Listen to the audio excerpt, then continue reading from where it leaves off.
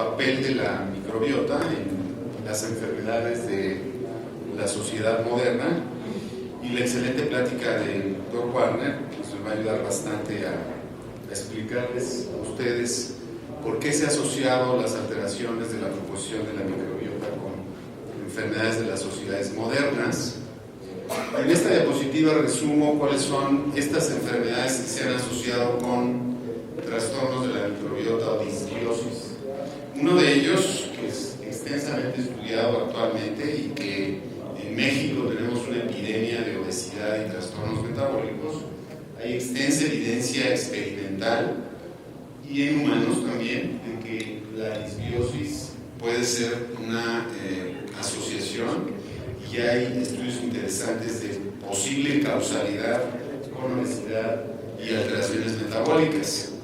Voy a extenderme un poquito más, por obvias razones, con las enfermedades gastrointestinales, pero también se han asociado con enfermedades neurológicas, con enfermedades degenerativas, Parkinson, Alzheimer y esclerosis lateral amiotrófica, y también con enfermedades neurológicas autoinmunes como la esclerosis múltiple. También la emergencia de bacterias multiresistentes en los hospitales se ha asociado con una alteración de la composición microbiana importante. El ejemplo típico es el Clostridium, pero cada vez vemos en hospitales de tercer nivel como el Instituto una gran emergencia de bacterias multiresistentes. El Dr. Warner ya dio la introducción acerca de por qué las bacterias, al metabolizar ciertos componentes de los alimentos, se asocia con aterosclerosis. Voy a explicar un poquito más esto. Y también, interesantemente, se ha asociado a enfermedades respiratorias y alergias, rinitis alérgica, asma, etc.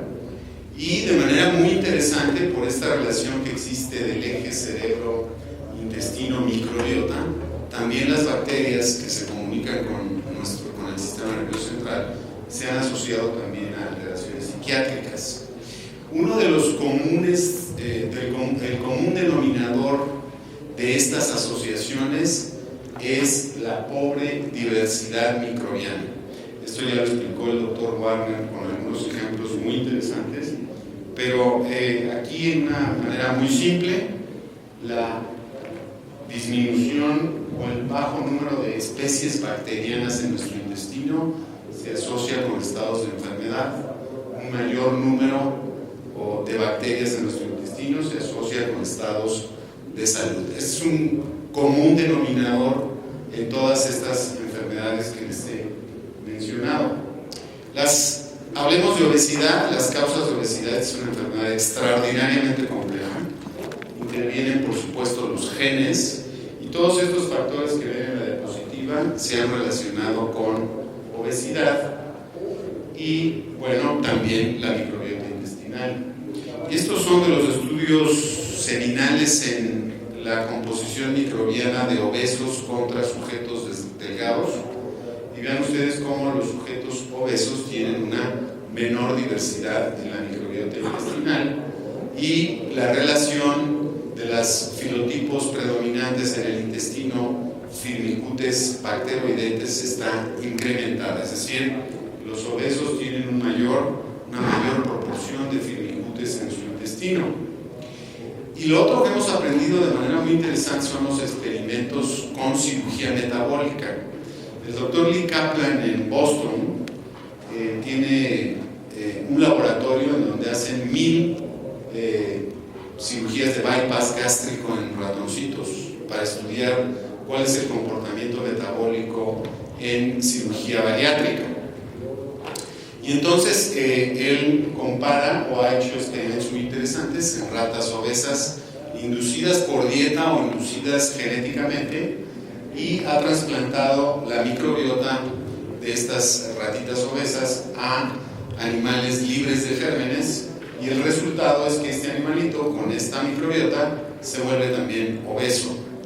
Pero los estudios más interesantes es ratas obesas que fueron sometidas a cirugía de bypass gástrico, es decir, han perdido peso.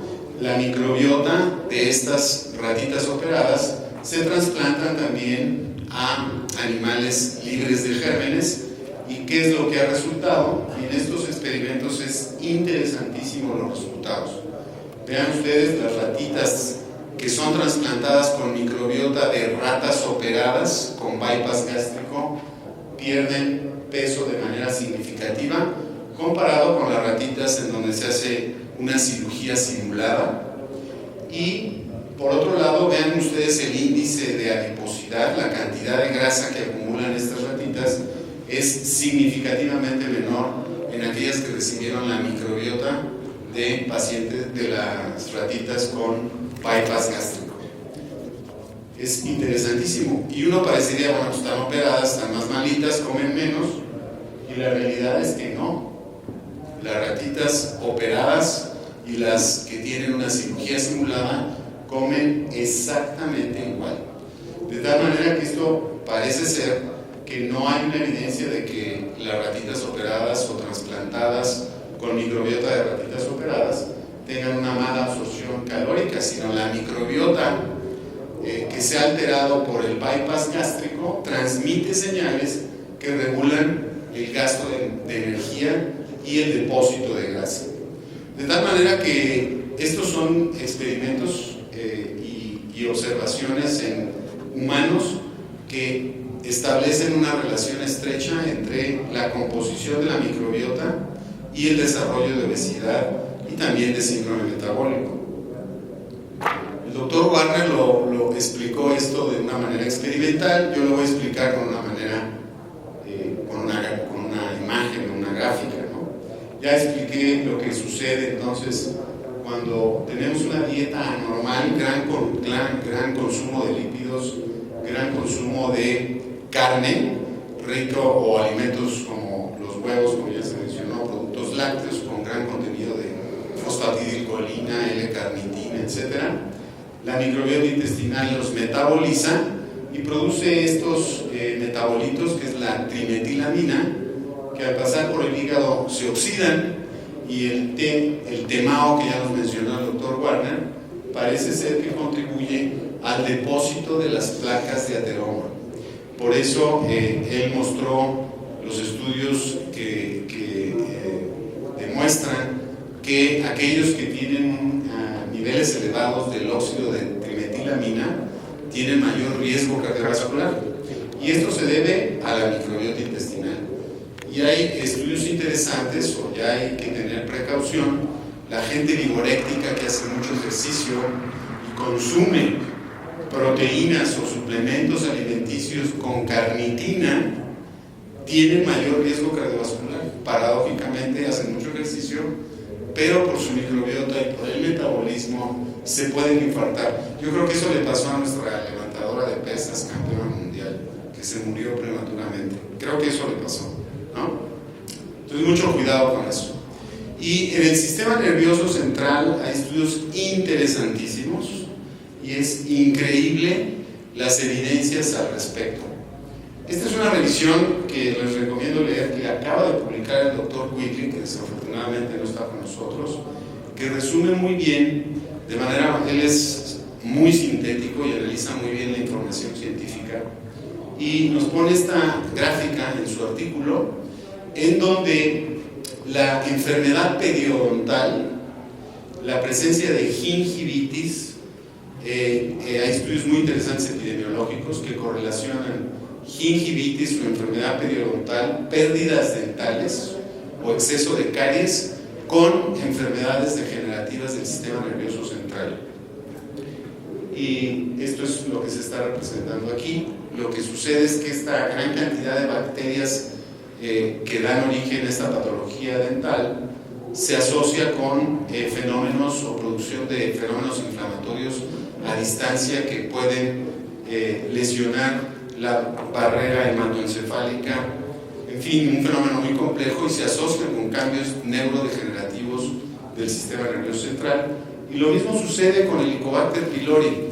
Hay una estrecha relación entre incidencia del Helicobacter pylori y enfermedad de Parkinson. Parece ser que también la inflamación que produce el Helicobacter pylori puede estar asociada a enfermedad de Parkinson, y obviamente la disbiosis y la sobrepoblación bacteriana en el intestino se ha asociado también a enfermedades del sistema nervioso central, por lo que ya nos explicaron también la doctora Abreu y el doctor Warner. La disbiosis produce alteraciones de la permeabilidad intestinal con gran exposición de lipopolisacáridos, activación del sistema inmune y una respuesta inflamatoria, y entonces tenemos una dieta no sana, podemos decirlo así, con una respuesta inflamatoria a nivel intestinal por la disbiosis, y asociado a la edad, al acúmulo de años, pues estamos ante el escenario perfecto para producir cambios de inflamación en el sistema nervioso central, disminución de los neurotransmisores, aumento del estrés oxidativo, trastornos de la barrera hematoencefálica, y esto parece ser que da origen a las enfermedades degenerativas del sistema nervioso central, y es la asociación que se conoce ahora con la microbiota, que son cosas muy interesantes.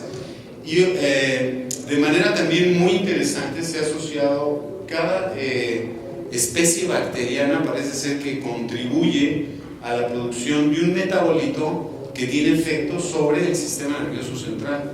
Algunos ejemplos: lactobacillus y bifidobacterios producen GABA, que ustedes saben es un neurotransmisor inhibitorio. Por ejemplo, lactobacillus y bacillus acetilcolina, estas especies bacterianas histamina, las cepas de Clostridium, indol ácido propiónico. Y en fin, aquí tienen ustedes la lista de diversas especies bacterianas que producen diferentes compuestos metabólicos que van a tener un efecto sobre el sistema nervioso central.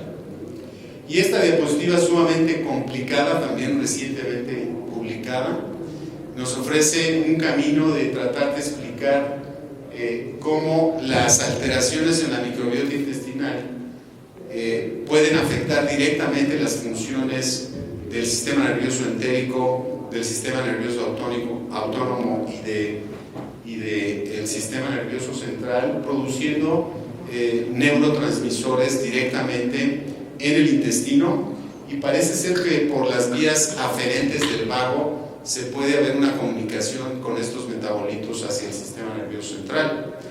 Pero ya también lo dijo el doctor Warner en los aspectos funcionales de la microbiota, pero cuando hay una disbiosis también se ejerce un efecto sobre señales endócrinas de diversos compuestos u hormonas o péptidos que tienen un efecto sobre el sistema nervioso central, y también obviamente con señales inmunológicas. De tal manera que dando un probiótico, esta es una posible maniobra y esta es una hipótesis, de que dando un probiótico se puede estimular a las células enterocromafines y producir hidroxitriptamina o dopamina, que pueden ayudar a regular las funciones del sistema nervioso. O un probiótico puede producir ácidos grasos de cadena corta, reducir el estrés oxidativo, disminuir la apoptosis en el sistema nervioso central. O dando también otro probiótico se puede actuar sobre las células dendríticas y producir efectos antiinflamatorios, y esto podría contribuir a reducir las enfermedades neurodegenerativas. Es hipotético, pero seguramente hacia allá irá la investigación en este tipo de enfermedades que cada vez estamos viendo con mayor frecuencia, dado que crecemos o vivimos más hoy en día los seres humanos. Y esta es una lista de enfermedades gastrointestinales asociadas a desequilibrio de la microbiota intestinal, ¿no? El doctor Quigley dio una plática extraordinaria ayer en la sesión plenaria, en donde nos informó y nos presentó las evidencias concluyentes de relaciones causa-efecto de algunas de estas enfermedades. Por ejemplo, es claro en las infecciones gastrointestinales, específicamente el modelo de Clostridium difficile. Ahí nadie duda de que hay una relación causa-efecto. Las enfermedades producidas por el Helicobacter pylori, la evidencia científica es sumamente contundente. La infección por Helicobacter causa enfermedades, gastritis, úlcera péptica, maltoma, cáncer gástrico, etc. Y la sobrepoblación bacteriana. Y la otra evidencia contundente es en las enfermedades hepáticas, específicamente en la cirrosis. La encefalopatía hepática y la peritonitis bacteriana espontánea se producen por alteraciones de la microbiota intestinal. Si damos antibióticos, corregimos o mejoramos estas condiciones. Entonces hay una relación causa-efecto en estas enfermedades que he resaltado en negritas. Pero todas las demás condiciones son asociación de disbiosis con las alteraciones. No hay un experimento, no hay ningún ensayo clínico, no hay nada que haya demostrado causalidad. De tal manera que en el New England Journal of Medicine se ha publicado esto que se ha denominado la hipótesis del common ground, o que en español podría traducirse como conciliación, ¿no? En donde los sujetos sanos, pero que tienen un factor genético y que viven en condiciones ambientales que pueden producir una disbiosis intestinal, se produce este desequilibrio en su microbiota. Los factores ambientales pueden ser una dieta inadecuada, por ejemplo, y esto va a producir alteraciones en la permeabilidad intestinal, mayor exposición a antígenos bacterianos por las células inmunes, inflamación, etc. Y esto va a producir una enfermedad que puede ser obesidad, puede ser una enfermedad inflamatoria intestinal, etc. Y lo que se está haciendo para tratar de demostrar una causa-efecto son los experimentos trasplantando la microbiota de un enfermo a un animalito libre de gérmenes, y este animal va a reproducir el fenotipo de la enfermedad de este sujeto. Esta es la manera, es como los experimentos que les mostré de la obesidad. Y en el síndrome de intestino irritable ya se habló bastante de esto durante el curso. ¿Cómo explicar el dolor abdominal, el estreñimiento, la diarrea y la distensión abdominal? Pues la fisiopatología de estos síntomas es sumamente compleja, pero tiene mucho que ver con la microbiota intestinal. O sea, las evidencias de que las alteraciones de la microbiota intestinal juegan un papel en este síndrome proviene la evidencia más contundente del síndrome de intestino irritable postinfeccioso, que ya sea por una gastroenteritis viral, parasitaria o por una gastroenteritis bacteriana, se tiene 7 veces más riesgo de desarrollar un síndrome de intestino irritable postinfeccioso. Este es un estudio del Dr. Haley sumamente interesante que muestra cómo el tratamiento con antibióticos de cualquier tipo para infecciones no solamente del tubo digestivo sino extraintestinales confiere un riesgo significativo para el desarrollo de síndrome de intestino irritable. Entonces esto nos obliga a limitar el consumo de antibióticos. Si hacemos esta práctica inapropiada de dar antibióticos indiscriminadamente, podemos inducir o hacer que nuestro paciente tenga más riesgo de desarrollar síndrome de intestino irritable por alterar su microbiota. Las otras evidencias de que la disbiosis contribuye al síndrome de intestino irritable vienen de la evidencia del sobrecrecimiento bacteriano. Estos son los estudios del doctor Pimentel y otros grupos que han demostrado con pruebas de aliento que el sobrecrecimiento bacteriano confiere o se presenta 9 veces más frecuentemente en pacientes con síndrome de intestino irritable. Tomando muestras de aspirados duodenales, se ha demostrado también que la microbiota en el intestino delgado, los filotipos bacterianos y la diversidad es completamente diferente en los pacientes con intestino irritable de los sujetos sanos. Y estos en estudios de heces, múltiples estudios, han demostrado que la microbiota o la composición de bacterias en pacientes con síndrome de intestino irritable es diferente de los sujetos sanos, mayor proporción de firmicutes, disminución de bacteroidetes, disminución de bifidobacterias, etc. Y esta es la lista que se ha podido detectar en estos estudios, múltiples estudios sobre la composición microbiana de los pacientes con síndrome de intestino irritable. Estas son especies que están aumentadas y estas son especies que están disminuidas. Vean ustedes qué interesante que los pacientes que tienen aumento del Methanobrevibacter smithii, que es una arquea, predomina en los que tienen estreñimiento. En cambio, cuando está reducida esta arquea, predomina en sujetos que tienen un síndrome de intestino irritable mixto. Y el doctor Simren acaba de presentarnos en estos días el estudio magnífico y elegante que hizo, en donde, por ejemplo, los pacientes que tienen menor cantidad de Methanobrevibacter smithii tienen una intensidad de síntomas significativamente mayor que aquellos que no tienen este tipo de microorganismos en sus heces. Entonces, en resumen, si hay una disbiosis en el intestino, pues los pacientes podrán ser mayormente fermentadores de alimentos y esto va a producir un incremento en la producción de gas. Se va a alterar la permeabilidad intestinal, mayor exposición a lipopolisacáridos y antígenos bacterianos, que a través de los Toll-like receptors estimulará el sistema inmune y producirá interleucinas proinflamatorias, activará a los mastocitos que liberarán sustancias que van a ejercer una alteración en la función sensorial y motora del intestino, y esto es como nos ayuda a entender cómo la disbiosis puede producir dolor abdominal, diarrea o estreñimiento, alteraciones del tránsito intestinal o también la distensión abdominal. Es la manera de explicar esto en el síndrome de intestino irritable.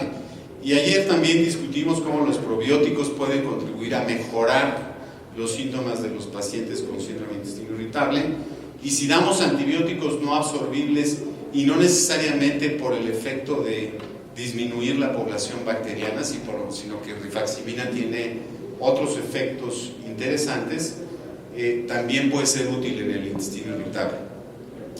Múltiples evidencias muestran que la microbiota intestinal juega un papel en la fisiopatogénesis de la enfermedad inflamatoria intestinal, y esta es una diapositiva que resume los hallazgos en pacientes con enfermedad inflamatoria intestinal. Nuevamente el común denominador: menor diversidad bacteriana, aumento de protobacterias, los patobiontes famosos, y disminución de bacterias antiinflamatorias como el Faecalibacterium prausnitzii, que ya se mencionó en las pláticas previas. Y ¿es causa o consecuencia? No lo sabemos, pero la transferencia de microbiota de ratones enfermos a sanos causa inflamación intestinal. Entonces esto es una pieza de evidencia que nos permite que sí hay una relación posible de causalidad entre la disbiosis y la enfermedad inflamatoria intestinal.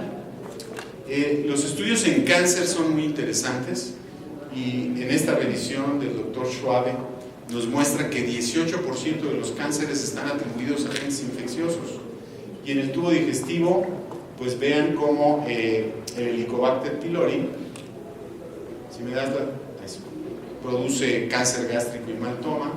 Campylobacter, Borrelia y Clamidia se han asociado al linfoma, Salmonella a cáncer de vesícula, y en colon, pues Fusobacterium nucleatum y otras especies bacterianas se han asociado también a cáncer colorectal. Y este es un estudio muy interesante que evaluó la composición de la microbiota intestinal en sujetos que viven en África con bajo riesgo de tener cáncer de colon, y esta es la composición microbiana, predominando el enterotipo de Prevotella, mientras que africanos que se fueron a vivir a los Estados Unidos, que tienen una dieta occidental muy mala para la microbiota intestinal, en donde predomina el enterotipo de bacteroides o predomina este tipo de bacterias, y estos sujetos tienen alto riesgo de desarrollar cáncer de colon. Y en estudios que comparan la microbiota de la mucosa adyacente a un cáncer y la microbiota de cánceres colorectales, se ha demostrado un predominio de Fusobacterium nucleatum, etcétera, estas bacterias que ya les mencioné anteriormente. ¿Por qué mecanismos las bacterias pueden producir cáncer?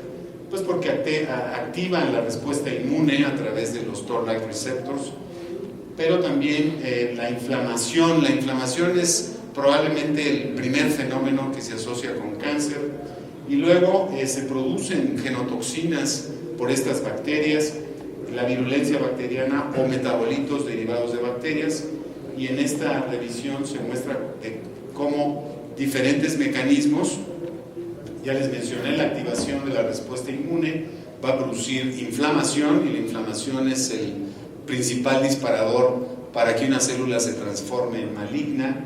Por otro lado, la disbiosis produce genotoxinas, se aumenta las especies reactivas de oxígeno, y vean ustedes cómo metabolitos bacterianos de hormonas, etcétera, o de ácidos biliares pueden también inducir la carcinogénesis.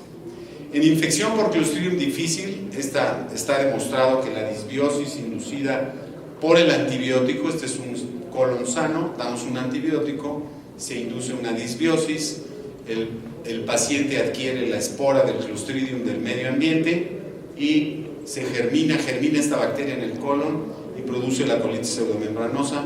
Damos antibióticos, disminuimos la población de Clostridium, pero las esporas sobreviven y pueden volver a germinar, y eso es lo que produce la recurrencia en la infección. ¿Cuál es el tratamiento en casos de recurrencia de infección? El trasplante de microbiota fecal. El trasplante de microbiota, vean ustedes, este estudio es sumamente interesante. Nuevamente, la diversidad de bacterias. Estos son sujetos sanos y estos son sujetos con varias recurrencias de Clostridium difficile. La abundancia de bacterias es significativamente menor en aquellos sujetos que tienen recurrencia de la infección por Clostridium difficile. Y es un ejemplo de un paciente con Clostridium. Este es el donador sano. La microbiota, vean, completamente diferente. Al trasplantarle esta microbiota al receptor, vean ustedes, a los 7 días y hasta los 28 días, el enfermo adquiere la microbiota del sujeto sano, y de esta manera se coloniza nuevamente el intestino grueso y el paciente se cura. La efectividad del trasplante en estos casos es más del 90%. Entonces, este es un modelo que ha demostrado que la disbiosis es causal de esta enfermedad, y vean cómo los estudios han mostrado que el trasplante de microbiota por la infusión duodenal es útil comparado contra la vancomicina, que la colonoscopía o la administración del trasplante por colonoscopía es también efectiva, que por enema también es igual de efectiva utilizando heces congeladas o heces frescas, y que también las cápsulas pueden ser de utilidad en el trasplante de microbiota. En el mundo se están haciendo bajo estrictos protocolos de investigación. ¿Cuál es el resultado del trasplante de microbiota fecal en condiciones emergentes, como puede ser en la esclerosis múltiple, en el síndrome de fatiga crónica y en autismo?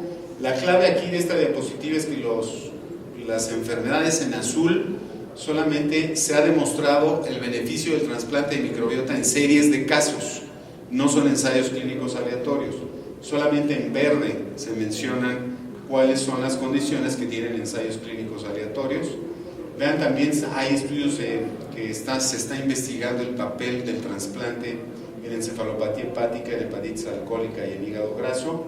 En obesidad, pues solamente existe la observación de experimentos en animales, pero ya hay estudios que se están corriendo con trasplante, igual en aterosclerosis, en púrpura trombocitopénica idiopática, en resistencia a la insulina, en diabetes y en las infecciones por organismos multiresistentes, e inclusive en pacientes con infección por VIH. En gastroenterología, Clostridium difficile y colitis ulcerosa ya tienen ensayos clínicos aleatorios. En la DDW pasada de Chicago se acaba de presentar el primer estudio aleatorio de trasplante con síndrome de intestino irritable, pero hay series de casos en donde inclusive la pseudoobstrucción intestinal ha mejorado, los pacientes mejoran cuando se hace el trasplante de microbiota. Y bueno, ya para finalizar, en estas condiciones se ha asociado también la disbiosis. Hay estudios que los pacientes con cirrosis o con enfermedad hepática tienen una microbiota diferente de los sujetos sanos. Estos son los mecanismos por los cuales la disbiosis se produce daño hepático. En resumen, pues si tenemos una disbiosis, se puede alterar la extracción de energía, el depósito de grasa, inducir obesidad, sobrepoblación bacteriana. La ingesta de alcohol en aquellos pacientes que tienen enfermedad hepática por alcohol produce también estas alteraciones que dan lugar a aumento de la permeabilidad intestinal. La hipertensión portal produce congestión vascular, también altera la permeabilidad del intestino y de esta manera se produce sobrepoblación bacteriana y toda esta cascada que da o que lleva lugar a el daño hepatocelular. De tal manera que en conclusión la disbiosis está asociada frecuentemente a enfermedades de la sociedad moderna. La disbiosis es causa de enfermedades específicas. Ya les mencioné cuáles son las causas gastrointestinales que tienen una relación causa-efecto con la disbiosis. Las otras enfermedades queda pendiente demostrar su causalidad, como estas, el síndrome de intestino irritable, la enfermedad inflamatoria, el cáncer o la enfermedad hepática por depósito de grasa, y que las herramientas que tenemos para manejar esta alteración en la composición microbiana son la dieta, los pro y los prebióticos y el trasplante de microbiota fecal. Muchas gracias, y el mensaje también por el doctor Warner es que hay que cuidar la microbiota, ¿no?